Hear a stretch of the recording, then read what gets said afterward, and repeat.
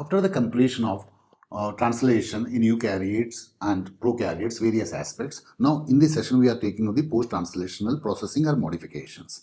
The objectives set for this session are, so the student shall be able to describe general aspects like what are the different modifications. Under the modifications, the proteolytic cleavage, subunit aggregation, addition of amino acids, protein splicing. Okay, so in these post-translational modifications, the first one is proteolytic cleavage. Proteolytic cleavage. Okay, so that is the first one. The second one is subunit aggregation. Subunit aggregation. Okay, that is the second one. Then third one is addition of amino acids to a protein. Amino acid to proteins. Okay, to proteins. Okay, how it takes place we will study. Okay, then the next one is protein splicing. Protein splicing. So, and the final one, the last one is modification of amino acids. So modification of amino acids. So these are the various we are going to take up. So first four will be taking up in this session. The fifth one, modification of amino acids, will be taken in the next session. Okay, then the first one is proteolytic cleavage. The first one is proteolytic cleavage. So okay, what are the different proteolytic cleavages which are there? Okay, then again we'll take up in this format. So this is A. So that is removal of N-terminal amino acid. N-terminal amino acid. And the second is B is about the secretory and membrane. So proteins. That is the one aspect. Then third one is cleavage of proinsulin.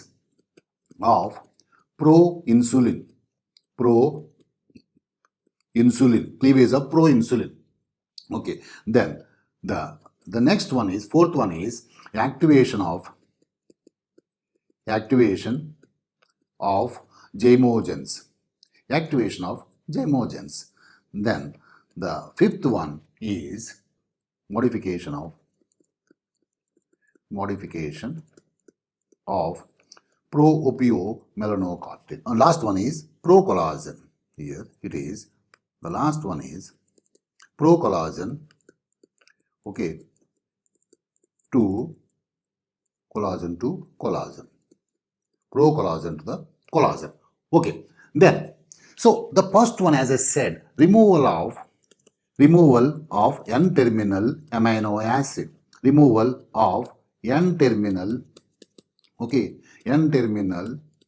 amino acid. So what is it? Exactly what is it? So if you recall, when you see the synthesis of protein, every protein starts with the methionine in the eukaryotes, formyl methionine in the prokaryotes. But at the end, when you see a mature protein, so most of the proteins, this methionine doesn't remain, and also in the prokaryotes, formyl methane doesn't remain. That means the methionine at the N terminal is removed. Okay, it is cleaved. So that means methionine is removed. So with the help of an enzyme. So that is called by aminopeptidase. Okay, aminopeptidase. So that is the reason we say removal of the N-terminal amino acid. Okay, then the next one is regarding secretory or membrane proteins. Secretory and membrane.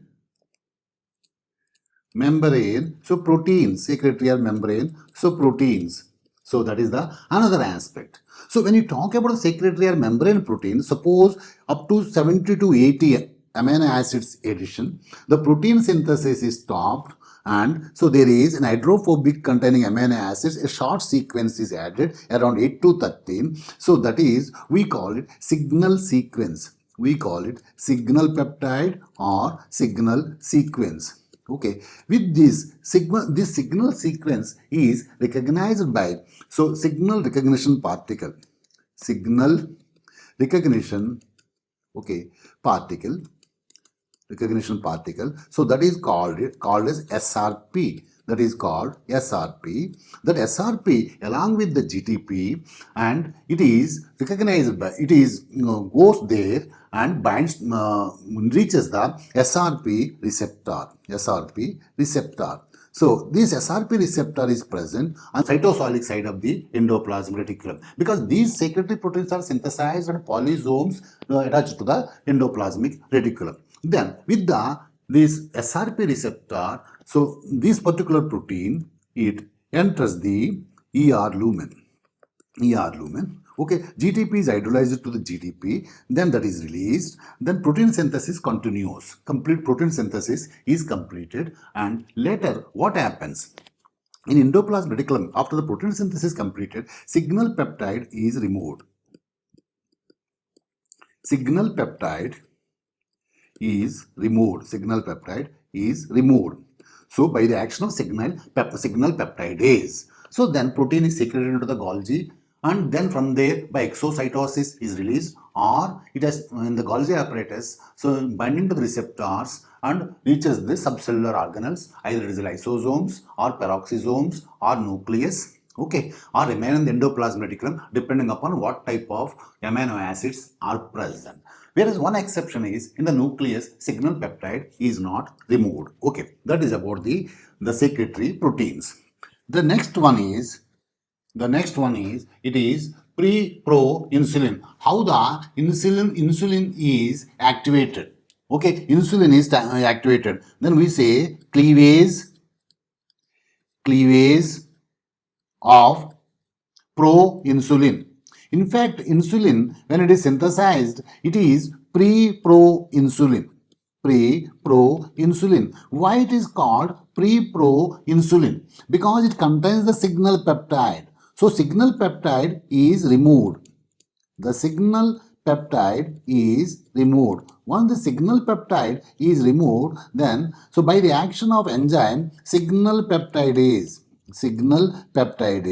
okay, so then, so leads to proinsulin. So this proinsulin, so it contains around 33 amino acids connecting peptide, and that is removed. Okay, then, so there is A chain and B chain. A chain containing around 21 amino acids, B chain will be 30 amino acids. So connected by the interdisulfide linkages, there are also intradisulfide linkages are present. Ultimately, mature insulin formation takes place. Then, the third one is, that is, next one is activation of zymogens. That is, activation of zymogens. So, what is it? What does it mean? Activation of zymogens, they are enzymes without activity. Pancreatic, the proteolytic enzymes in the pancreas, they are synthesized in this inactive form. So, in the inactive form, they are synthesized. If they are in active form, they are synthesized, autolysis of the pancreas taking place. So, that is the reason inactive form, whenever they are required, they are converted to the active form. So, there are many enzymes are there. So, like this. So, that is trypsinogen. Trypsinogen is one enzyme, okay. Then chymotrypsinogen, okay. So that is another enzyme. Then, okay. So there is procarboxypeptidase, that is another enzyme, okay. Then, so proelastase. So proelastase. So these are all proteolytic enzymes. Apart from these enzymes, so there is a presence of prolipase that is also synthesized in inactive form. So let us see how this trypsinogen is converted to the active form. This trypsinogen, okay, so converted to the active form. So by the action of entropeptidase, Entropeptidase, okay, entropeptidase leads to trypsin. Once the trypsin formation is taking place, this trypsin, so autocatalysis, it can convert the trypsinogen to the trypsin, autocatalysis. This is inactive. Trypsinogen is inactive. This is active. But trypsin has got many roles. It activates many zymogens. Let us take up the trypsin. So, what is the role of trypsin? Trypsin causes the activation of chymotrypsinogen. Okay, chymotrypsinogen, okay, to chymotrypsin. Okay, that is it is activating inactive chymotrypsinogen to the active trypsinogen to the chymotrypsin. The next one, it is the trypsin is what it does, it is carrying proelastase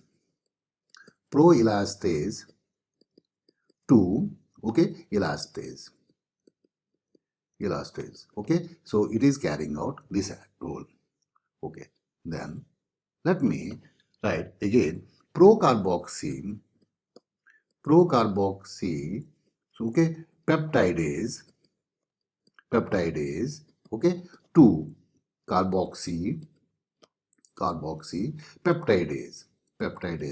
Procarboxy peptidase to the carboxy peptidase. Again, it is carrying out the prolipase to lipase, to the lipase. So this is inactive. Okay, this is active. Again, this is inactive, and this one is active. Okay, then this is also inactive. Okay, this is also, okay, this is, okay, inactive, and this is active. Same thing is here also. Prolipase is inactive and lipase is active. Like this, zymogens are activated. Mostly trypsin is helping out. Then next one is the most spectacular, okay, polypeptide, which is converting to the many, okay, so hormones and other products. Proopiomelanone, okay, cortin. Okay. So this one is, as I said, it is a spectacular example. So it gives many hormones from this by splitting gamma MSH, then ACTH, from the ACTH again alpha, okay, MSH, okay, then CLIP. What is CLIP? Okay, it is corticotropin like intermediary peptide. Okay, so this is the one protein. Okay, then it is giving also beta lipotropin.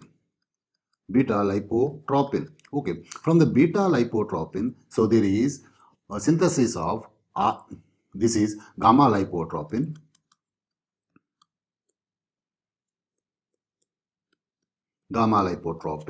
Okay, synthesis of gamma lipotropin. It is gamma lipotropin. Okay, so from the gamma lipotropin, it is again there is a synthesis of, okay, then beta MSH.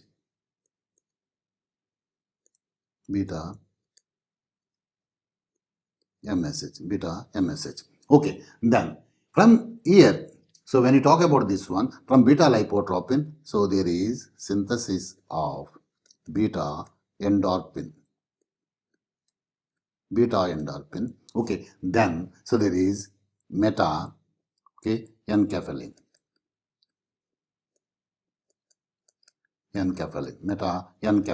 Okay, so like this, meta enkephalin is synthesized. So like this, see, so many hormones and products, so which are released from a single polypeptide.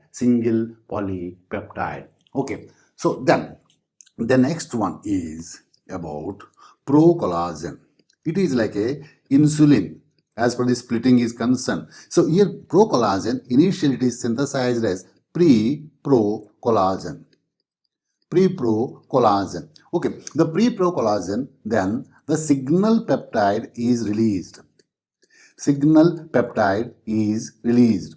After release of signal peptide, it is converted to procollagen. This procollagen undergoes many modifications, including the modifications of many amino acids. Ultimately leads to formation of collagen. Okay, leads to formation of collagen. Okay.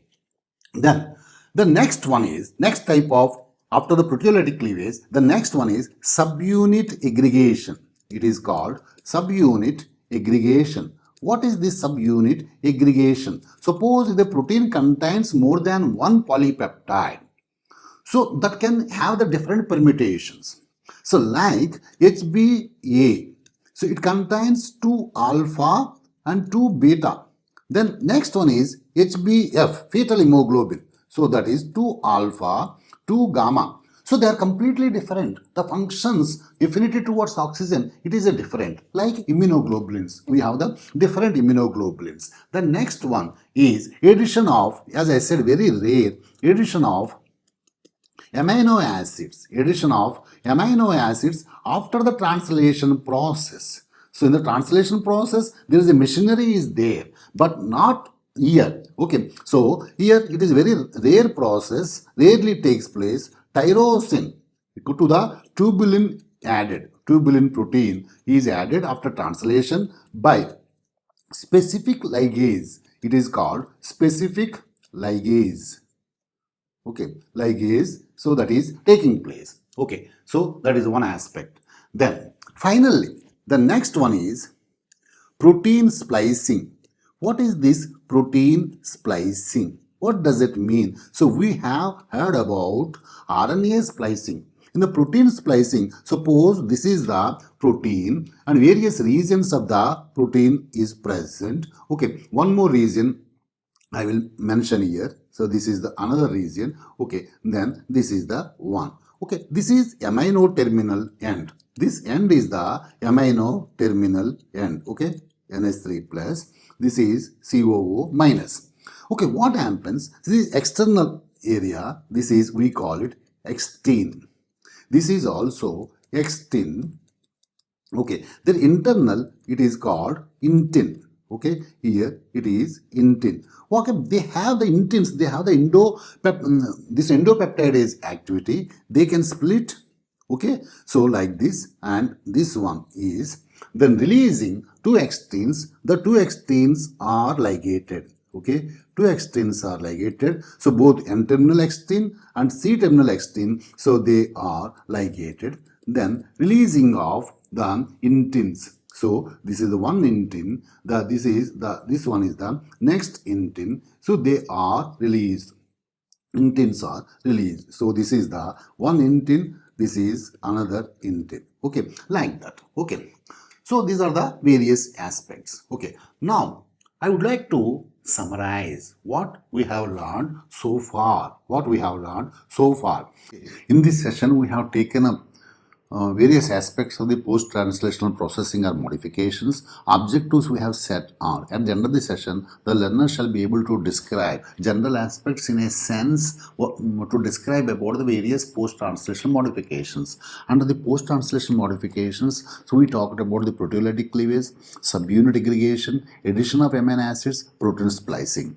So under the general aspects, we discussed about the post-translation modifications. What are those? Proteolytic cleavage, subunit aggregation, addition of amino acids to protein, and protein splicing and modification of amino acids. Okay, so proteolytic cleavage, so there are various proteolytic cleavage aspects are there. Removal of N-terminal amino acid, secretory and membrane proteins, cleavage of proinsulin and activation of zymogens, and modification of pro-opiomelanocortin and pro-collagen to the collagen. Okay, the removal of N-terminal amino acid. So every protein and eukaryotic when it is being synthesized. The first amino acid is the methionine in eukaryotes, formyl methionine in prokaryotes. They have to be removed with it will be removed by the enzyme aminopeptidase. Okay, the next one is secretory or membrane proteins.